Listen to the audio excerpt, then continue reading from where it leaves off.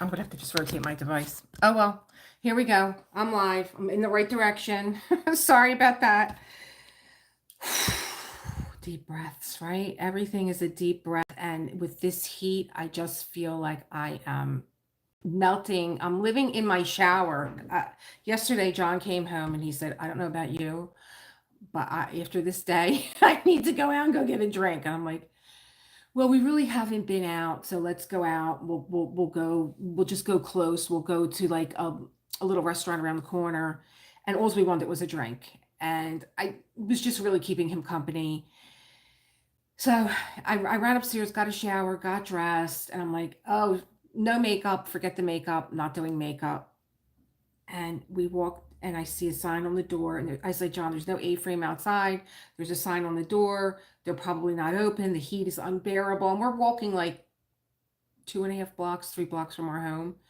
He's like, hey, listen, if they're closed, we're going right to another place called the Palladium. And I'm like, oh God, I don't want to walk to the Palladium. I didn't expect to be walking this far, but okay, we'll go to the Palladium. We get up to the door, and it's like, please use the side entrance. We go in, so the side entrance takes you, it's like the gentleman's entrance, because you go right into the bar. Well, that's where we were going anyway, so we went right to the bar. And we're sitting there. I order a gin and tonic. That's my summer drink. Very refreshing, lots of botanicals. And the drink comes, and I said to John, is it me? Is it hormonal? Or is the air conditioning not on? And he's like, the air conditioning is not on. Oh, great. Oh, it's great to see you too. Can I be a patient? I mean, how are you surviving this heat? Because I'm dying. I'm dying. Am I in the right direction? Because I had to pop off because I was in the wrong direction. You know, I think I was this way and I had to be this way. Anyway, so we're sitting at the bar, and we're just I'm like, is the air conditioning off? We call the bartender over, and she's like, oh yeah, there's only air in the front of the place. That's why the front door is locked. And I'm like, hurry up. Oh my God, it's unbearable. I just got out of the shower, and I feel like I need to jump back in the shower again. And my air is on, and like, this is what I'm hearing from everyone. Even though your air conditioning is on, it's just not cold enough.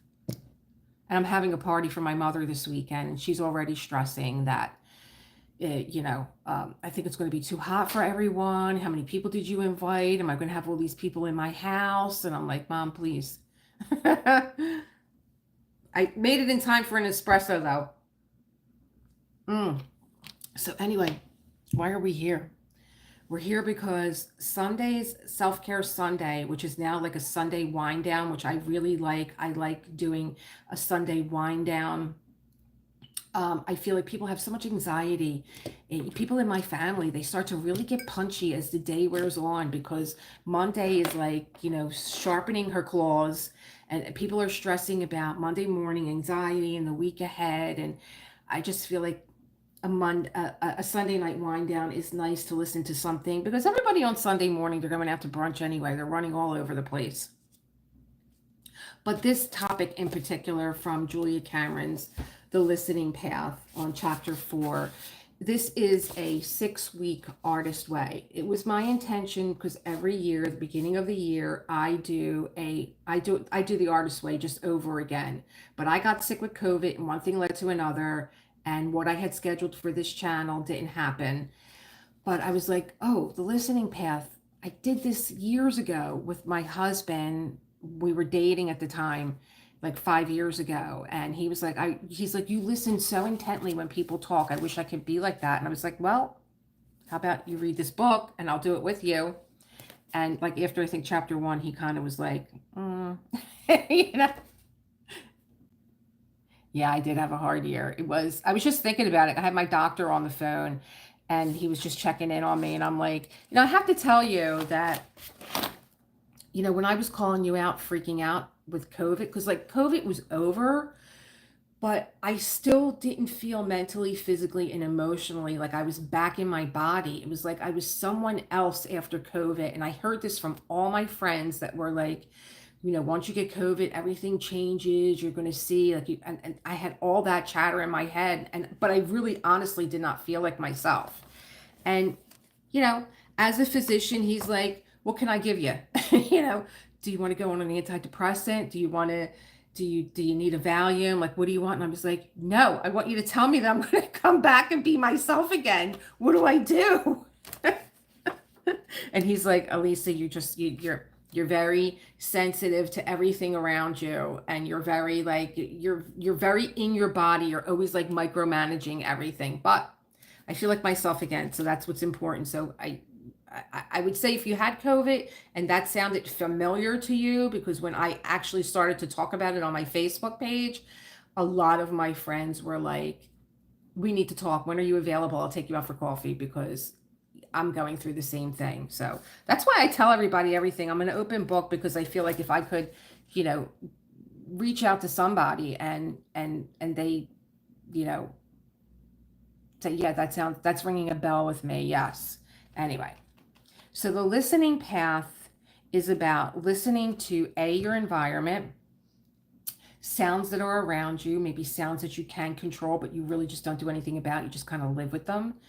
What are you listening to? What are you filtering out? Next chapter is about the people that you listen to. Why do you listen to them? Do you listen to them because they have a label attached to them, like mom or boss, or, you know, who are the people that you listen to and why, and who are the people that you filter out? And the third chapter was about listening to your higher self. Of course, my girlfriend Denise used to say this to me all the time. Elisa, go sit with yourself and go, and you know the answers. You just forgot them, but you know them. And the fourth chapter was about communicating, listening beyond the veil. And this chapter just, I had people in my inbox and I'm like, listen, I do a YouTube channel and come and join the chat, whether it's a work issue or what. But I even kind of like, my girlfriend was saying to me, my girlfriend Kim, we went out yesterday and she's like, Lee, I put something on Facebook. Like she has like something like, she's in an environment where she works with a lot of people. She's like, I have 1,500 people on my Facebook page. I hear from the same two people all the time. Or if I put something up, I see that like 800 people looked at it and like 40 people commented on it. Like, what is that? I'm like, I don't know. I don't know. I don't know. I don't know why people don't want to be visible. Don't be on Facebook if you don't want to be visible and you don't want to connect and communicate. I don't know what that's about. But I had a lot of people in my inbox, a lot of people who have lost loved ones through the pandemic. I lost 2 brother-in-laws during the pandemic. The youngest one, Frankie, you know, he just waited too long. He was airlifted to a hospital outside of New York. He lived in Hoboken, and he was airlifted to the huge hospital. It wasn't in Albany. I can't think of the name. I'm going blank because it's like such a traumatic thing. But, you know, he was like one of 10,000 people that were on that echo machine. And it was over, you know. And then I lost my second brother-in-law through COVID. So I heard from a lot of people that were going through COVID and had COVID losses and were, you know, because I think that sort of transition where you get sick from a virus and it comes on. John and I came back early from our honeymoon. We were on our honeymoon when his friend died, and he was like, and his friend is like, he could have walked to the hospital. And, you know, it was just like, had this cough and was just like, it'll go away. It'll go away. By the time the ambulance got there, he had to call an ambulance. He couldn't even walk to the hospital. He was gone, 50 years old. We came back from our honeymoon. So we had people that had, I think when you transition that way, where you're not ready to go and you just keep thinking, I got a cold, I got a virus, it's going to go away. I don't know. I mean, COVID for me just knocked me out. I just slept. If I put my head down, I don't even think I put my head down. I think my head was falling forward and maybe I was possibly losing consciousness at times, because I would get up and I'd be like, what day is it? And it was like only 10 minutes. So that to me, with my semi-medical background, that to me just rings like a loss of consciousness, not really like you're passing, you're so tired that you're falling asleep. So I think that people that did transition through COVID, from this world to another, that I don't I don't think that they're restful. I don't and I'm not trying to upset anyone, but I think that that's why so many people that um, contacted me were through losses through COVID. They lost a father, they lost a brother, they lost friends close to them. And then I heard from one other person in my family, very young. She had a girlfriend that she her friend actually took her own life, and that's been very traumatic for her. Um, and who else did I hear from? Oh, my girlfriend, Susan, who her sister and we knew each other, but I was already in Rittenhouse Square with my restaurant, and then she came to Rittenhouse Square with her restaurant, and so that was it. We were divided by one small street, but we were like a half a block away from each other, and we became best friends, not just friends, but now best friends. And she died also unexpectedly, expectedly, but also unexpectedly. She called me when I was in New York and she said, I'm pregnant. So she finally got pregnant. That's all she wanted to do was get pregnant. That's all she ever wanted, was to have a family. And she said, I'm pregnant, and they have to take, I'm having twins. So she waited a while to even tell me. I was in New York, so I didn't see her that much, but she was having twins. And she said, and they have to take the baby. So tell me how you did it with Josh, because he was so premature. And I was like, what are you talking? You're hitting me all at once with, you're pregnant, you're having twins, and now they want to take the baby and babies. And she said, because they found a lump in my breast and it has to come out immediately. And so they're going to take the babies early from me. And there began the journey. And her twins were fine, premature. She went through chemo and all that, breast cancer, had a remission, but it moved, and it moved up to her brain. And I don't think any of us are over that, because we all knew how much she just wanted to have a family, and she just wanted to be a mom. Put the whole career stuff on the side, restaurants and everything else, just put them all on the side. All I want is to have a baby. And had that. She came to see me in New York with the kids. She came to see me in New York with the boys, and she was at the end of her chemo. And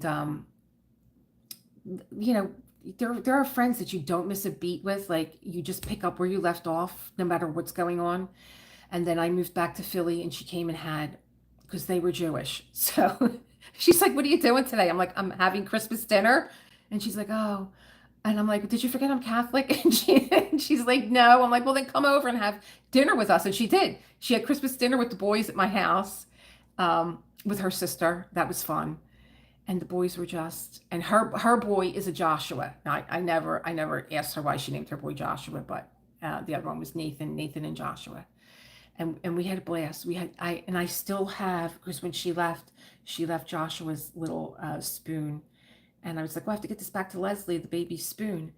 And it just stayed in my drawer, and I still have it. But her sister Susan and I talk all the time, because we have memories of Leslie that are just like, she has memories of being a sister, but then I share with her the memories that I have from when we were business partners together, and like the kind of shenanigans that we got into during our time being restaurateurs in Rittenhouse Square. But so when I was reading this chat, and if you want to see the whole episode, Elisa C. I'm Elisa C. Elisa C, I haven't heard from you in so long. How are you? This is my other Elisa, and she's Elisa C, and my maiden name is Sokola. Hi, Elisa. And if you're looking at this whole chapter, if you want to look at this whole thing, this whole episode about communicating beyond the veil, it's chapter 4 in the book, but it's last Sunday's Self-Care Sunday. And you'll see a beautiful picture of Alphonse Mucha's The Rest that I was working on while I was talking to you guys. And so what I've been doing, because some people are telling me like I can't hear you, and it's because if I'm working and I am diamond painting and speaking to you, there's a lot of rustling going on no matter how quiet I try and keep the background. Or there's like maybe foofies running around, or my air conditioner is on. So I just film now and then I do a voiceover. So I was watching the time that I had diamond painted, and it was like a 40. I was like, okay, well, I can do this chapter in 40 minutes, but actually I couldn't because I don't plan anything. Thank you. This book is so interesting. Are you an artist way, or did you ever want to do an artist way? Are you an artist way student? Or did you ever want to be an artist way student? Because this is the condensed version. I have to tell you, the 12-week version, if you're hardcore, do the 12-week version, because I used to do that every Sunday when I was living in New York. Every Sunday was my day to spend with Julia and read the chapter, and then I had all week to do my assignment. And so I kind of like being a student. But this I really enjoy. I enjoy the listening path. I think that she did a beautiful job of like boiling it all down and giving us like the meat of the artist way. There is a chapter in the artist way that I really like, and it's about listening to others. And so she kind of left out a lot of really juicy stuff that's in the artist way. And she calls people that, like in this chapter, it's called listening to others, I believe. I think it's like chapter 2. But in chapter 2 of the artist way, it's called crazy makers.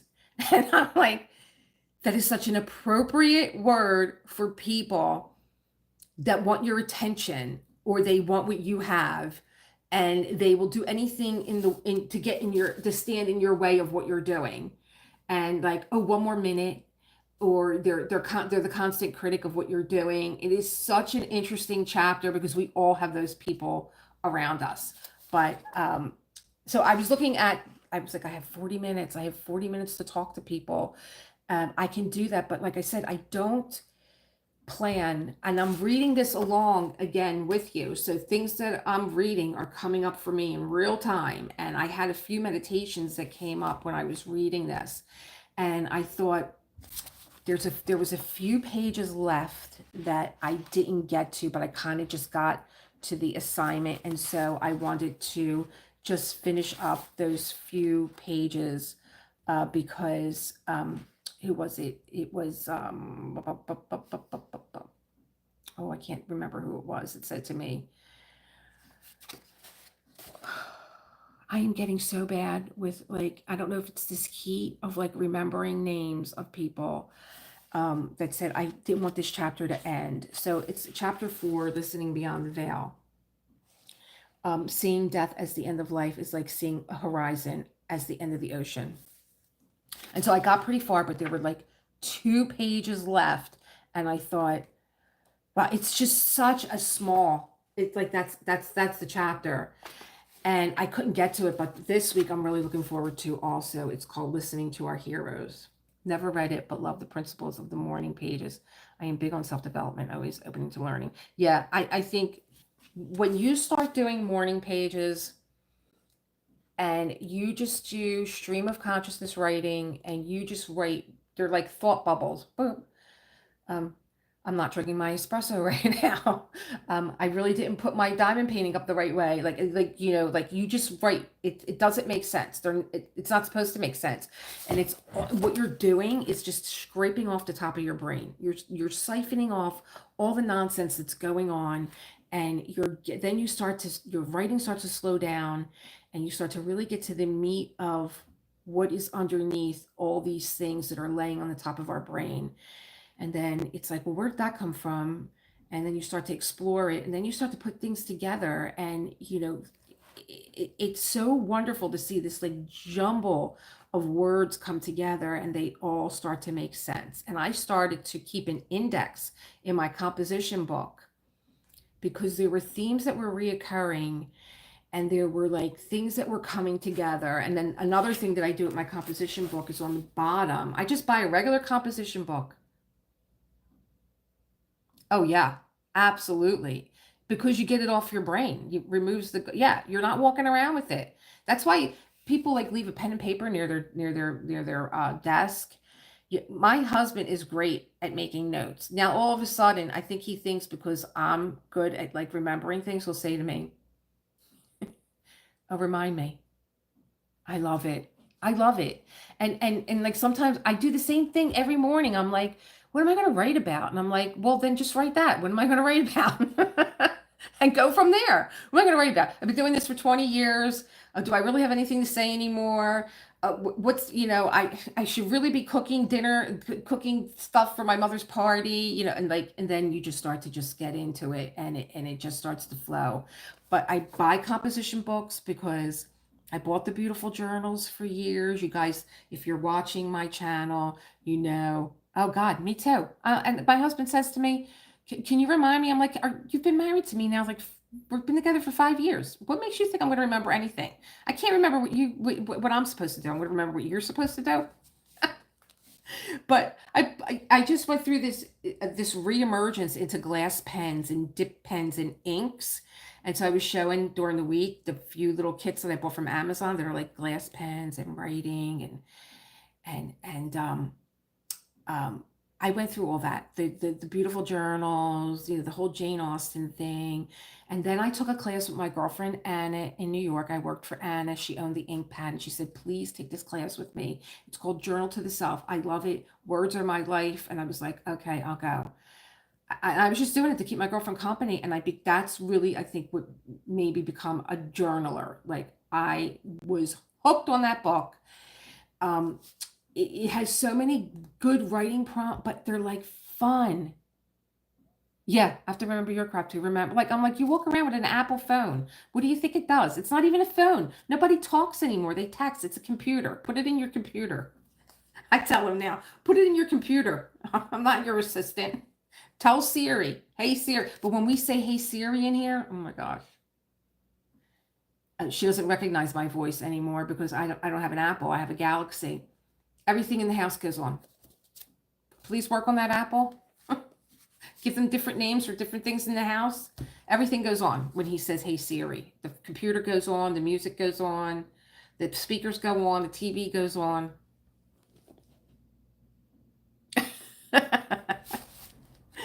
So where was it? Oh, so what I do with my composition book is I number it 1, 2, 3, 4. I number the pages, and then I make an index in the front of the composition book. I leave a couple pages empty so that I could, reference like, oh, I had a breakthrough here on page 16. I had a breakthrough here, or go back and remember this, or this is repeating itself. And so then I'll go back, and my husband still cannot believe when I moved out of my house that I had with my ex-husband. And all I had, he said, can you pick me up? I have some banker boxes that have to come back. And he's like, oh, yeah, sure. He comes and picks me up, picks up all these banker boxes, brings them in the house. He's like, so what did you bring home? And I'm like, my journals. And he's like, yeah, but what else did you bring home? I'm like, my journals. And he's like, he walks over to the banker boxes. There was nothing but composition books lined up. And he sees me walking around with a composition book all the time, writing, journaling, and whatever. And he's like, I really didn't realize how big this was for you until you brought those banker boxes in here. I'm like, that's my life. That's like, I wouldn't say it's 20 years of my life, because a lot of journals, because I design my own journals too, I just took the covers off and saved the covers and burned the journals. I just burned them. So I have a lot of just covers to my journals and nothing more. But let me see. Looking to see if anybody's popping on. Listening to our higher self. Wow. Listening beyond the veil. So when I am actually reading to you guys this stuff, I'm getting to like the highlights, because Julia does a lot of her own, like I do. She does a lot of her own story. I still have, oh good, because then you're the person to tell me what the heck I bought. I'm going to show it one day. I bought these things from a Smash. If you're a Smash Journal junkie, you should go into your dollar stores, because they have all of the Smash ephemera available. And I bought something. I was like, oh, this is great. It was like you put it inside your comp, like a spiral book. And I had them over here for the longest time, but of course I cleaned up yesterday, so now I don't know where anything is. And I'm like, why is it double sticky sided on both? I didn't understand, but I'll tell you what I loved about Smash. They had a great pen. They had a pen that had a glue stick on the other side. And when I did Journal to the Self that I was just talking about, there's an exercise where you take something from your day, something that you found, a receipt. Did you find somebody? That was another thing. Did you find somebody's receipts from the supermarket? What did they buy? I love that pen. Um, a gum wrapper, whatever it was. Like if it was a gum, like I bought bubble gum and I put that inside my book and I wrote about the pen. I know exactly what you meant. Did I what did I like about this gum back in the day? Because now it's like sticking to all my dental work, and it's like it's got this horrible sugary. It kind of like, oh, it's like, oh my god, it's like crunching. It wasn't even just the texture of the gum; it was that you could actually have tasted the granules of sugar in it. What was it bubble yum, bubble bazooka, something bazooka gum? But I loved that pen, and my girlfriend used to, when I used to go in her place, she used to wrap her gemstones up that I would buy in beautiful paper, and I would take the paper and take that and oh, I love that pen. See, it's the simple things. Why didn't anybody copy that? Why doesn't anybody think about putting a glue stick on top of a pen for journalers that have stuff that they want to like tack into their journal? I love that pen. I probably still have it. It's probably got all dry glue in it. Where did I leave off at? I know I left off with Julia talking about her friend, and then I was looking at the counter, and then I was just like, oh, I gotta wrap this up. Or can I keep going? And can I keep going? Is this? Oh, this is where I left off at. Susan Lander. She's the psychic, and I think Julie was talking to her about maybe. Oh my God, was it? Maybe I did finish it. I actually did finish the chapter. I did a good job. Maybe I didn't. No. Okay, so listening through the veil. Susan Lander has curly brown hair and big eyes. She looks grounded, and she is grounded. She makes her living as a medium and psychic, talking to and receiving messages from those who have passed on. I understand now why she ended with this.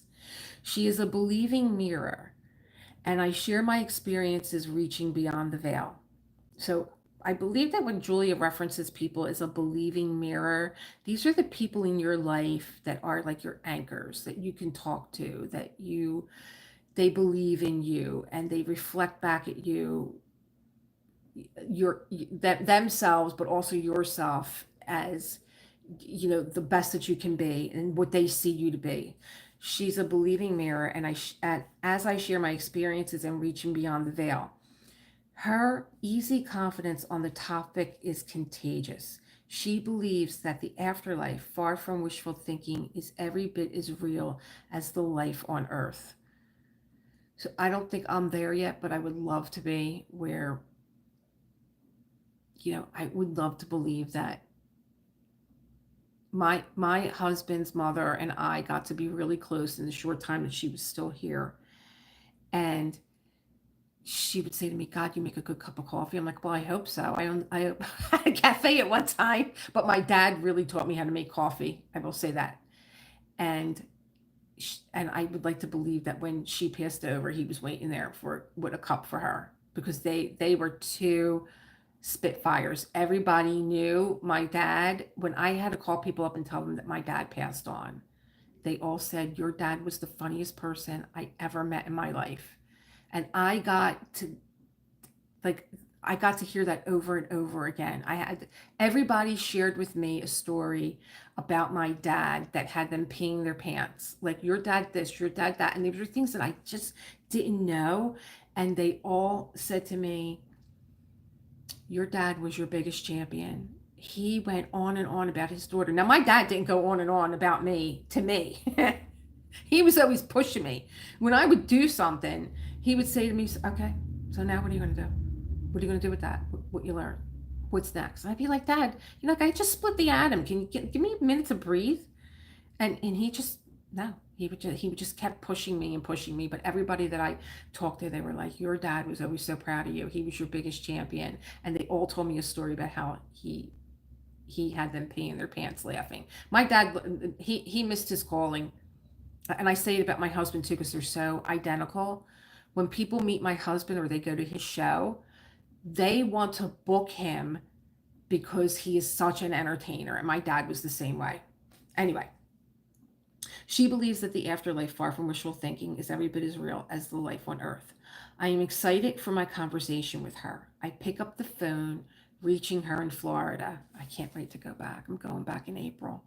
Our conversation bubbles merrily as I ask her to talk about listening beyond the veil. For me, there are different dimensions of listening, Susan explains.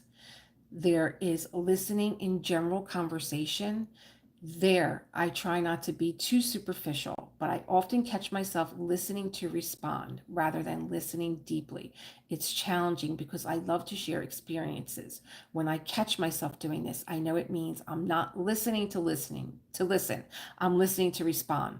I'm a huge extrovert. I love talking. So this came up with me and my husband. I listen to listen, but he listens to respond. And he's always eager, like he wants to respond on everything that he's listening to. And so it's like you don't have to say everything that's popping into your brain. It's stop interrupting me when I'm talking. Let me get my thought out. Because for me, that listens to listen, I've processed what it is that I want to say. And so when I'm talking, you can't interrupt me because I will just lose my, it's like reading the book, like where was I at? Like I'll lose my train of thought, but he listens to respond. And he's an extrovert, a huge extrovert. As if in proof, she rushes onward. Last year, I worked really hard to actually really listen. It's respectful to be present for what other people say. My favorite person to talk to is a speech pathologist. She's very aware of the patterns of talking. She sets a pace of stopping and listening. She sets the pace of our conversations. Actually, she slows everything down. It's really relaxing. When she's speaking, I'm present for her and vice versa. That's Susan, the earth person. So I hope everyone has a person that slows down the talk and listens. And it's an art, it's a dance. When you are in a good conversation with someone and you're respectfully listening and they hear you and they answer back and you respectfully listen, it's a dance and it's such a beautiful thing.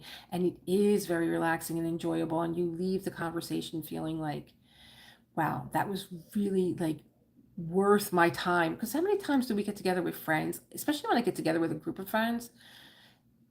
Let's say there's 5 of us at the table. Like either they're all on the phone at one time or they're all on the phone. It's like a little orchestra. One puts it down, one picks it up, one picks it up. And it's just like, can we please just put the cell phones away? Like, barring that your children are okay and your husband's okay, can we just put the cell phones down and like, oh, well, I'm looking up what you're talking about. Well, make a note and look it up later. How about that? Susan slows to a meditative pace. Her words reflect her shift in consciousness. She explains. Then there's Susan the medium. It's really different. I did skim over this part. Then there's Susan the medium. It's really different. The mediumship process involves setting ourselves aside to fully listen to spirit. The goal is for me to be off to the side and just be a conduit for the messages of spirit. The spirit messages are multi-sensational, multi-sensorial. I hear, see, and feel their messages. My whole body is engaged, not just my brain, as in general conversation. The important part is I use my whole body instead of just intellectual conversation. And I'm trying to think that when I hear, I had shared that I was perplexed what to do for my mother when she turned 80 and we were not speaking. our family was in disarray because I had decided to get divorced. And it caused a lot. I guess it just, no one likes change, especially within the family. Like, this is a great guy. What are you doing? And yeah, he is a great guy, but he's not a great husband. And that's the bottom line. And it took me a long time to say that out loud because I don't want to hurt anyone. But I also want to be truthful to the fact that he was not a great husband. I was alone a lot of the time. And even when he was home, he wasn't present. And so what am I doing? And so I had asked my dad. My girlfriend said to me, Elisa, when you are confused about anything, do what I do, talk to your dad. And I said to my dad, I don't know what to do here. I don't know what to do ever since you've been gone. And I do think that when someone dies in the family, it does cause a lot of disruption within the family. Even if you didn't think that they were that big of a part of the family, like maybe they were just someone that was quiet or in the background, you realize later that they played such a huge part, their role was such a huge part. And I heard my dad, clear as a bell, say to me, Elisa, would you do me a favor? Like, he was sitting across from me, and I just got done doing a yoga practice. I had gotten up from Shavasana, and this was still weighing heavily on me. And like, he was sitting across from me. He said, Elisa, would you do me a favor? Would you please buy your mother flowers for me? I always bought her flowers for her birthday, and she always did make my birthdays so special. And this is special. She's 80 and I'm not going to be there. So can you please send her flowers and sign them from me and sign them from you too? As like maybe a way that like that would, you know, help us get over this bump that we were in our relationship. But I heard my dad clear as a bell. And I'm trying to think, was it multi-sensory? Was it just hear?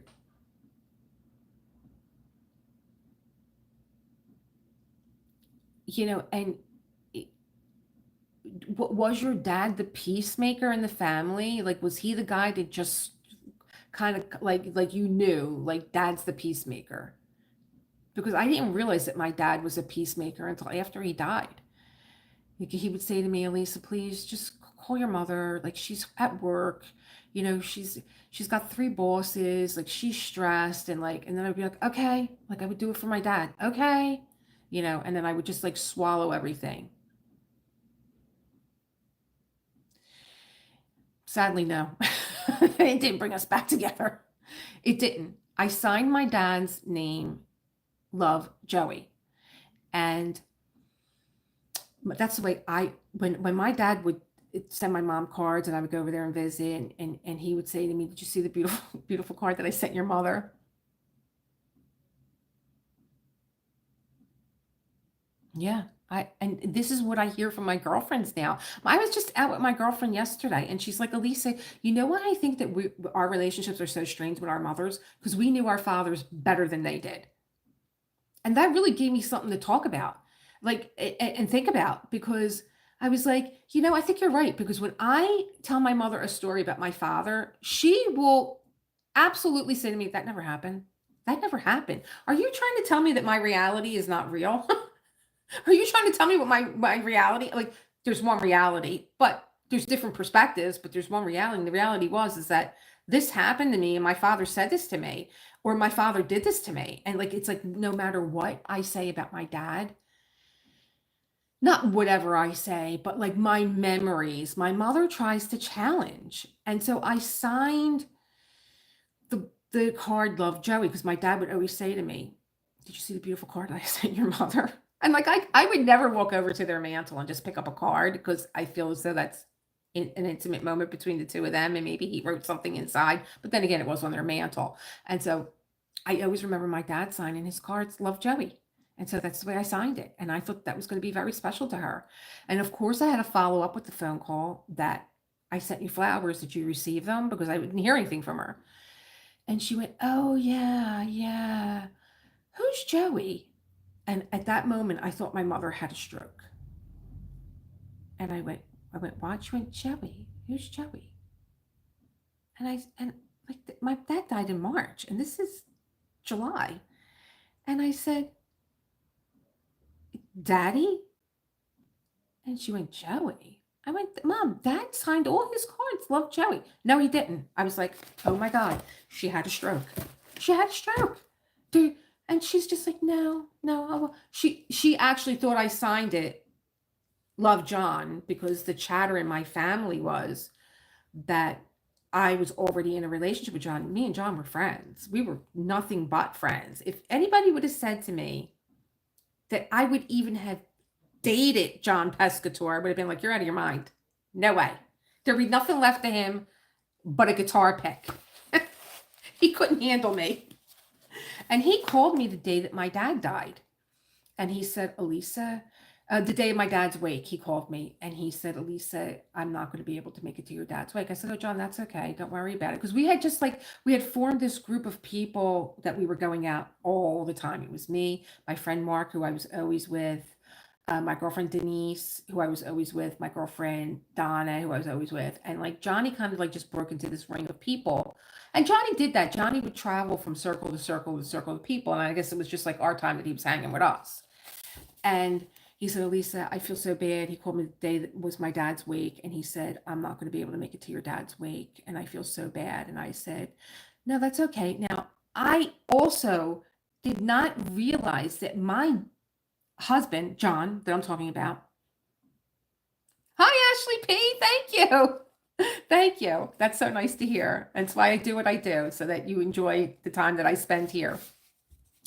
And I didn't realize that my husband, John, remembered my father. I knew he remembered me. We went to school together, even though I was 2 grades ahead of him. I'm a cougar. I married a younger man. He was, and that's another reason why I always dated older men. And so if you would have said to me that I was going to date John Pescator, I would have been like, no way am I. No, I don't have the patience for that kind of energy. I'm very mellow. I'm very chill. And he's go, go, go, go, go. But he called me that morning and he said, I'm not going to be able to make it to your dad's wake. And I feel terrible. And I was like, oh, that's okay, John. I appreciate it. And he said, I sent flowers. Can you make sure that you see them there and let me know? And I was like, oh, absolutely. And I got to the wake and I was standing by my dad's casket by myself. And I said to my sister-in-law, why am I standing here alone? My dad had 2 children, meaning her husband, my brother, and he has 4 grandchildren. And I'm standing here. And she said, I'll stand with you. And I just let it go. And this gentleman walked in and I see him from a distance and see him sign the guest book. And I'm thinking, oh, it must be a friend of my brother's. And he's walking towards me and I don't know who this is. And he's walking, he's on top of me. And he's like, I made it. Bye, Gabrielle. Thanks for checking in. I know you will. Thank you.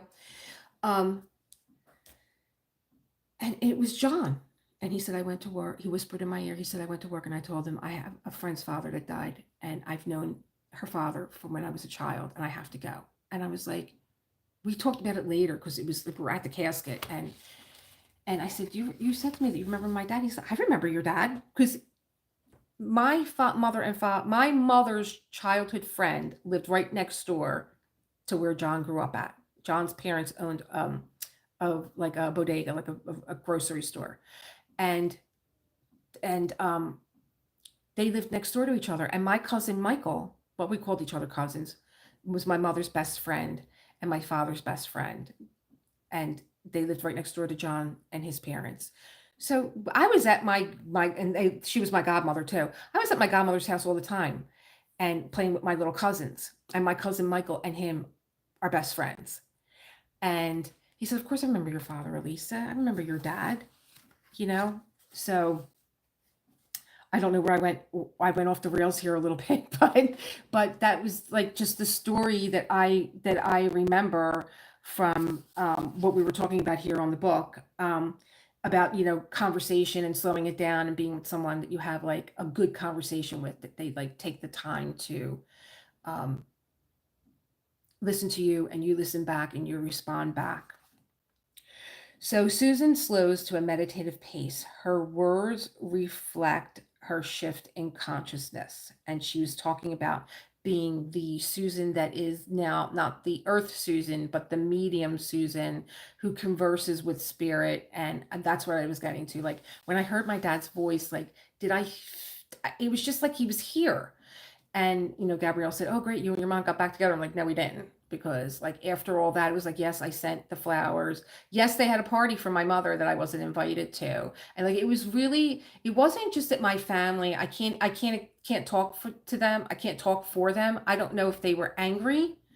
I don't know if they felt like I was making a mistake. I don't know what and they were certainly, they certainly bore witness to my marriage, and they knew that it was not like, yes, we're two great people. No denying that.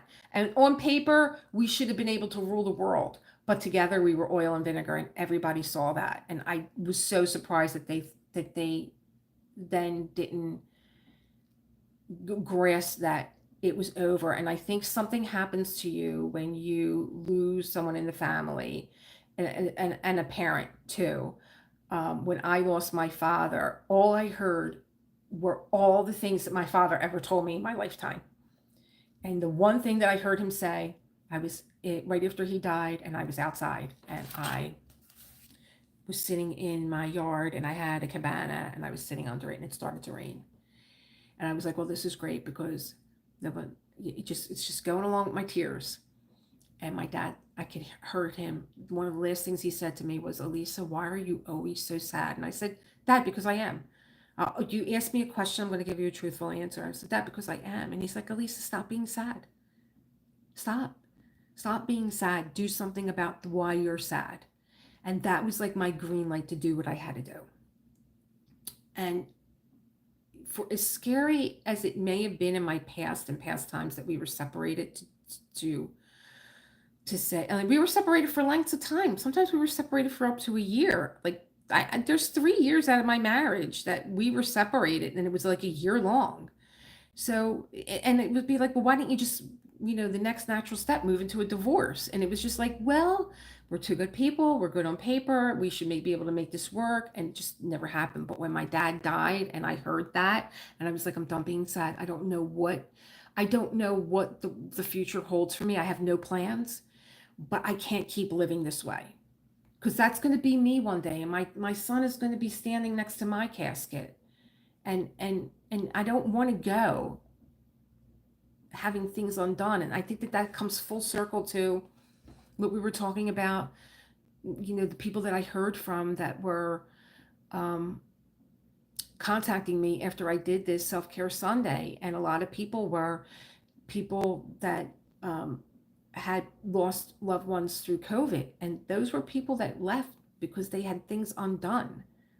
They weren't planning on like getting a virus and getting sick and like not being here again, or leaving things undone, or leaving, their loved ones or family. I know my brother-in-law, Frankie, certainly he was basically still a newlywed.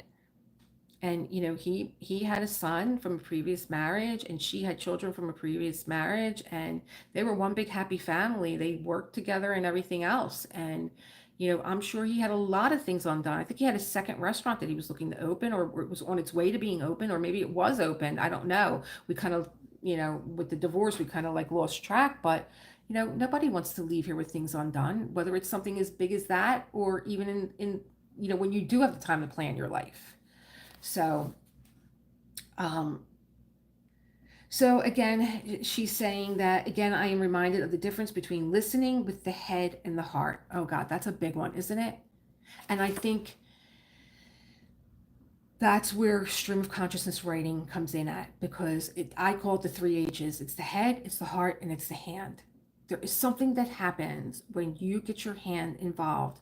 The head and the heart and the voice in the middle comes out through the hand. It's the bridge between the head and the heart.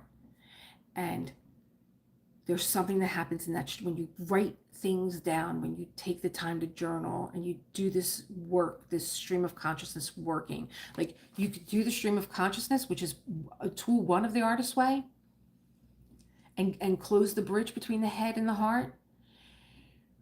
you could take your walks on your meditation. That's part two, that you take a walk and then you take yourself out on a date, because you are the most important person in your life. You are the most special person in your life.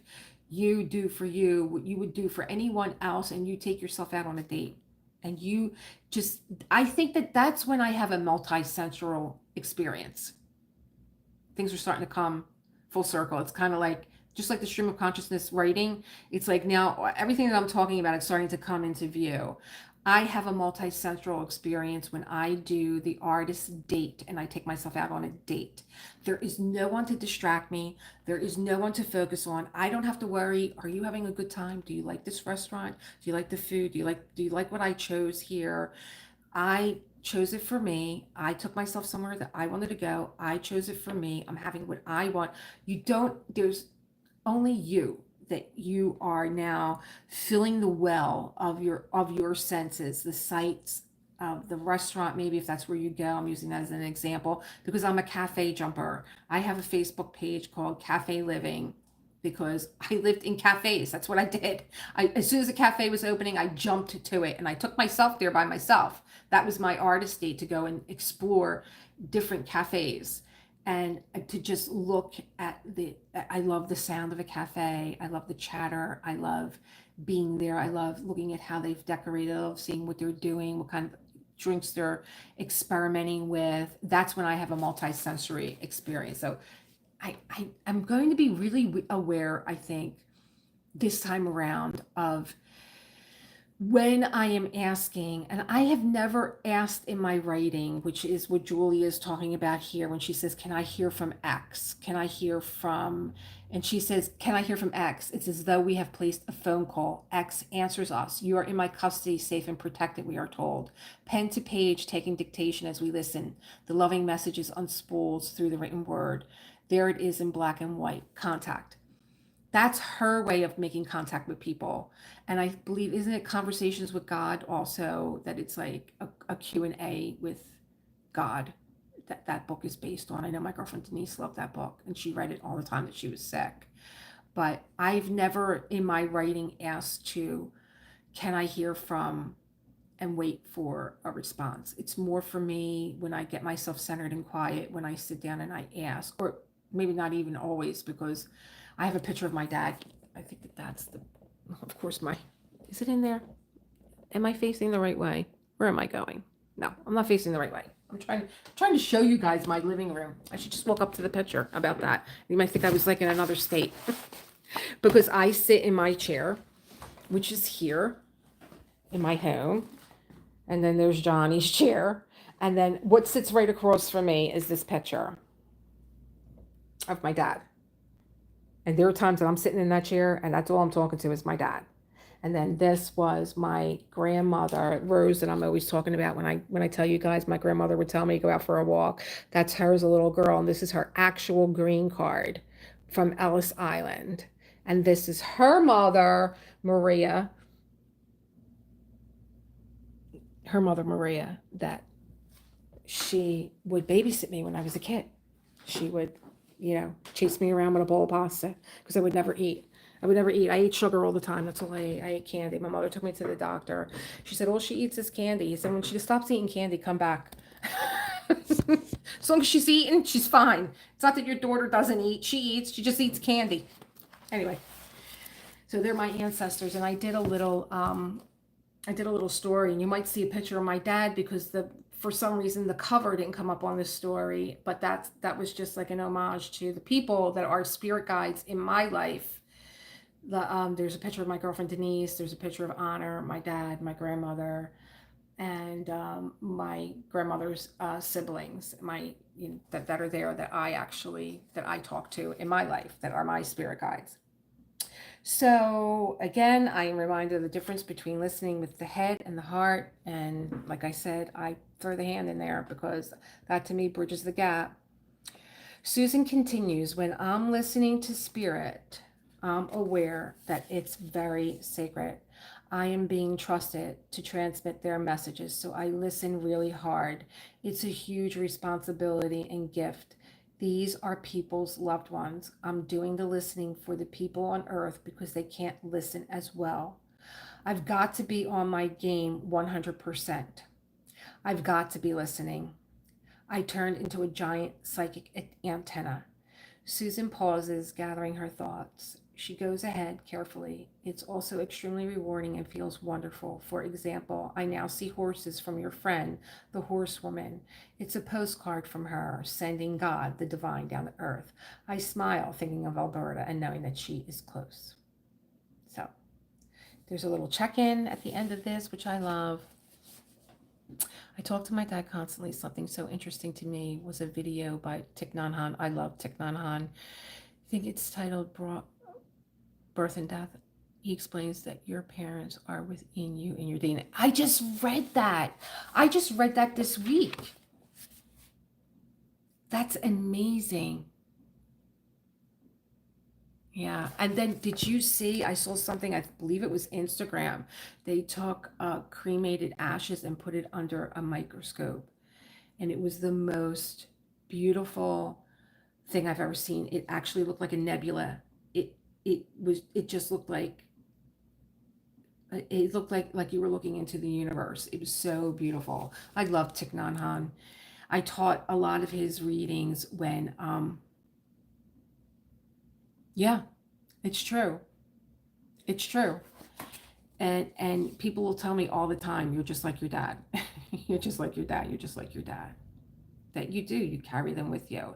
And I believe if you've given birth to your children, you carry them within you too.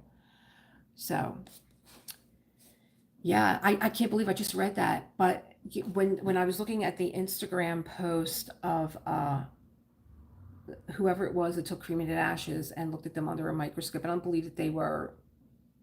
I don't believe it was like somebody doing this to a loved one. It was, you know, a scientific thing. And people responded so much to that. And one girl said, my sister's ashes were put out to sea, and when they hit the water, they did nothing but glisten on top.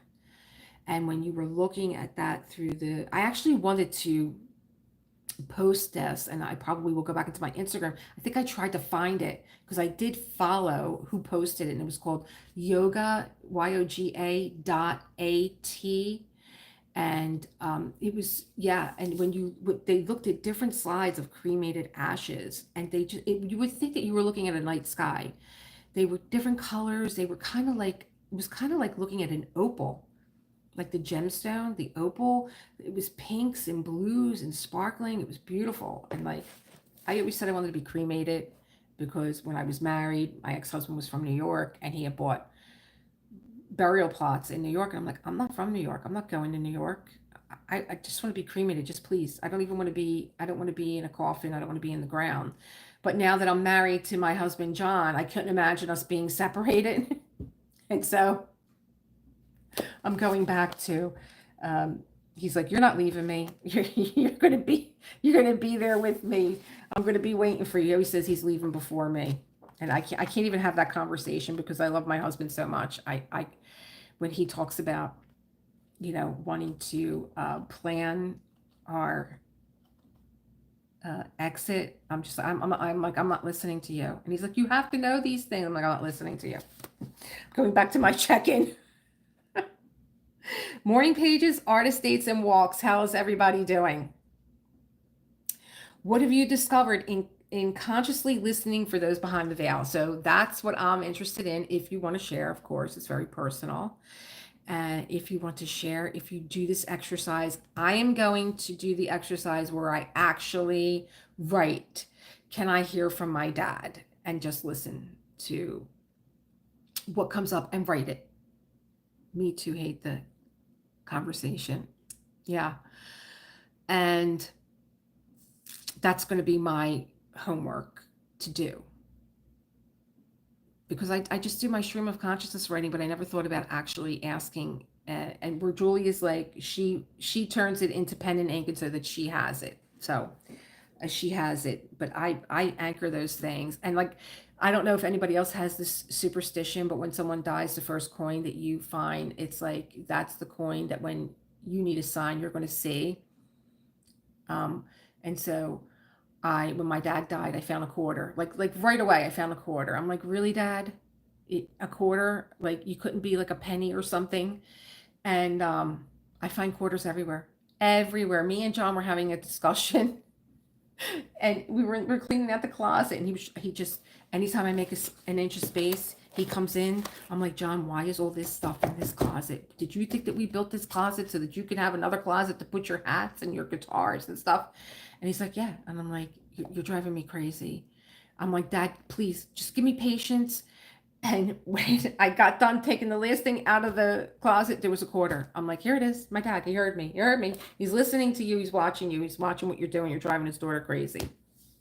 And then he's like, well, what's, and then my husband climbed up on the shelf and he was like, oh, well, here's a whole bunch of quarters up here. And he skimmed the shelf with his hand and he's like, here you go. All quarters, all quarters. So that's my sign from my dad. My sign from Denise is monarchs. And I have seen monarchs um, when it's not even their time to be seen. My girlfriend raises, my other friend raises monarchs, or she did for a while there, and it was really interesting because she would videotape it and put it on Facebook, where she would feed them the milkweed and then release them, and they fly back to you, and then they eventually they go on their way, and then I would go to Black Walnut Point in Maryland when the monarchs were being released, and it's you can walk. It's right near the water. You can walk Black Walnut Point, and there's just monarchs everywhere. But monarchs, Denise would say, if you see a monarch, it's me.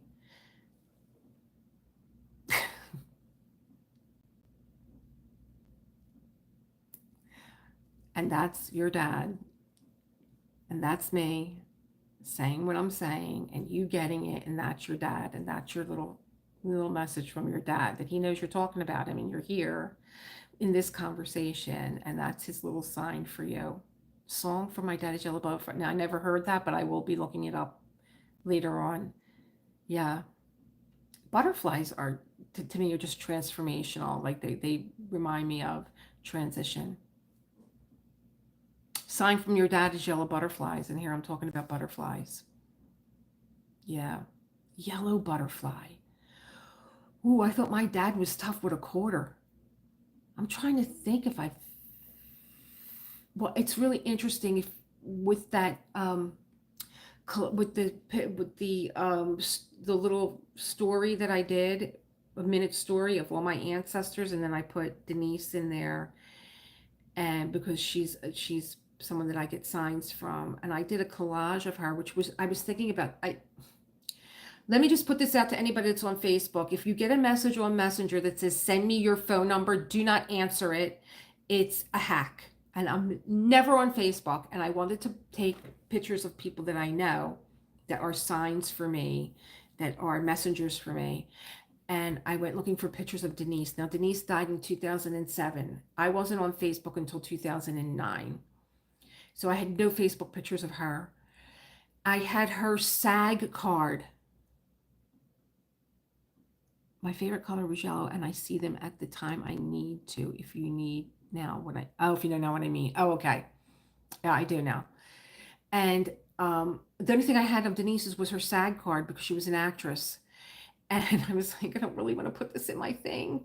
That, and I went looking on Facebook. I said, I know when Denise died, I put a memory up of her. Now, here's the weird thing with my girlfriend Denise. She died on 12/29, which was my grandfather's anniversary. He was killed at 29, and that's his birthday, 12/29.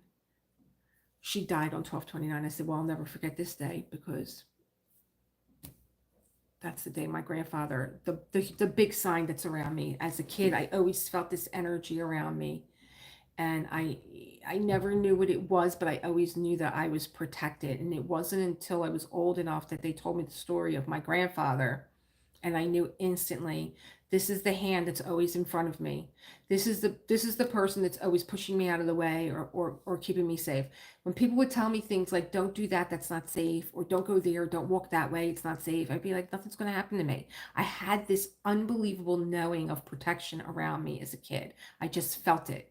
And when I learned the story of my grandfather, I knew that it was him. So Denise dies on 12/29. She dies on his birthday. And she is in her, I just read her obituary again. Her parents' names were Mario and Rita, like my husband's um, parents, Mario and Rita. And I went to her mass, which was a year later because she was cremated on January 16th, 2008. And that's my dad's birthday. So, I mean, signs are everywhere. But when I did that, I had a picture of her. I did find it on Facebook. While I was on Facebook, I got hacked getting her picture. But I had made a collage of her, and there's a yellow butterfly, big yellow butterfly, and Denise. But if anybody asks you on Facebook for your phone number, it is a hack. And I said, "Oh, it's my girlfriend. She's always so busy. She's calling me from her iPhone." And so I wrote my phone number. She called me, but it wasn't her. They had a video of her because, and I'm going, "What? I don't hear you. I don't hear you." So now they have me saying that. So if you get a message from me, any of my friends that are listening, saying, somebody just popped in and said hello, saying, "Send me your number." You're gonna, and if you send it and you get a phone call from me, you're gonna see me, but actually it was phone call from my girlfriend Kim, and she lost everything. She lost everything. And it was so weird. After, I was like, why is she asking me for my phone number? And I actually wrote back and I said, "Kim, I think you've been hacked. This sounds like a phishing thing." And they went, "No, no, it's not." And it was. So she lost everything. So I know I told my son, he's like, Facebook is having a big problem with people being hacked, and that's how they're doing it. You get a message saying, "Send me your phone number," and then you're hacked. So yeah. So I think the rest of the check-in for this was, do you find that you feel more connected to those who have passed? I think I was always connected to my father, but I feel that I understand him more. And that makes me sad because I wish I understood as much about him as I do now when he was alive. And then we have this saying too, and honey else says it. Everybody's a saint when they die. It's like you forget about all the craziness and like they've become a saint. But we had our times, me and my dad, but he drove me a little crazy. But I'm sure I do the same thing to my son. But I feel more connected to my dad? I feel like I just know him better than I did when he was alive. That I will say. Did you experience resistance? Were you able to resist it? Name one memorable experience of listening. What was the aha that came from it to you? Well, the aha for me was when my dad kind of, here's the book once again. My dad, after he died, hi, Diamonds and Doxy. Diamonds and Doxy is, I believe you're recently new to YouTube, diamond painter, and you're diamond painting like a machine, boy. You're just going, going, going. It's so wonderful, and I'm so glad that you're safe from Beryl too. Just even having an energy outage in this extreme heat. And being in dark, it's so panicking to be in that environment, which I remember so well from being in Florida, but I can't wait to go back. I'm going back in April. But welcome and thank you for showing up. But my dad kind of machine gunned me right after he died. I got one message. You're welcome. I got one message after another when he died. One message after another, one message after another. And so, wow, all the talking and my what am I trying to do here? I'm trying to show you guys what I'm working on. So yeah, he machine gunned me with messages, my dad. And I don't know. I like I said, I feel like I know him better now that he's gone, more so than I did when he was here. So I'm trying to show you guys what I'm working on. I'm just going to step out of view for a minute. I do this every I do this every Saturday for Summer with the Masters, and I've been so bad about Summer with the Masters. I've been so bad with it. not having the time to really go over there and spend some time with Anthony and Katie at Diamonds and Washi. I this year summer with the Masters, I don't know. I just don't have the time for it. But I did catch Anthony's unboxing from Diamond Dots, which was the smaller Great Wave, and the Cypress from Van Gogh. And I am not a mini kind of a person to do mini masterpieces. I like them big, but he did such an excellent job in um here's what I'm working on. Um I'm kind of all discombobulated because you have to be in this orientation for a live. He did such an excellent job at unboxing the canvases that he made me fall in love with them. And now I want the Great Wave. And being that I'm doing a class on confetti, that I'm getting together, I'm getting like tips and tricks on confetti together. I want to maybe get Cypress, the Van Gogh one, and because that looks confetti heavy. I'm not a confetti person, never been. That I just read your thing. This, isn't it gorgeous? My first summer with the Masters was Van Gogh's irises, and Diamond Dots did such a beautiful job on that that I got really involved in. I wanted to see the real painting of the irises. Now, here in Philadelphia, we have the Barnes Museum, and Barnes was a private collector of some of the greatest works of art. And he has the Postman from Van Gogh, and he has the more of the pastel roses from Van Gogh. But I did a deep dive on Van Gogh for Summer with the Masters, and I got obsessed with Van Gogh, and I got obsessed with that painting, and I was just stare at it, and it was like meditative in a way, and like each one of the irises is different, and there's just such an energy to that painting. And then I felt the same way when I saw the cypresses, but I'm like, I think I'm starting to fall in love with confetti, and that's because I just got done doing a Klimt masterclass where I fell in love with Klimt. And so I wanted to go into the public domain and see, did he have anything in the public domain that I could have made? And I'll show you guys, because I haven't had her out. I've been saving her too. He had this one, which is woman in a feather hat and boa. So she has the boa here, and this part is not done. And this part was all confetti over here. And it really, that small square was like, oh my God, I'm so glad it's over. And I hung it up, because that's what I do. I hang up my paintings that I'm working on. I hung up, and I hung it up. I have to hang up on whoever's calling me right now. I hung it up, and then when I pulled away from this painting and really saw the beauty of confetti, I was like, that's it. I'm hooked. I want to do something in confetti. And so I think the cypresses is one that it's small enough. You still get that master bang for your buck. But I am, so this was made for me from Dreamer Design. They made this for me, and I love it.